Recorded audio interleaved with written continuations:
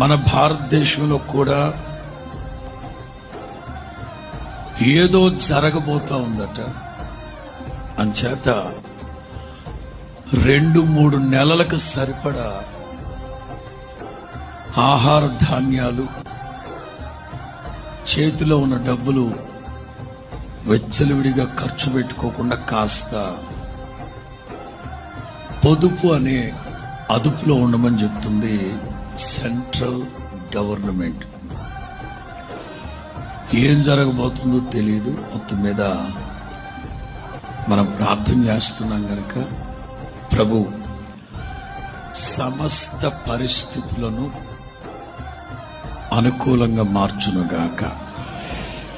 ప్రతికూలమైన ప్రతి పరిస్థితి యేసు నామములో ప్రభు అనుకూలపరచునుగాక.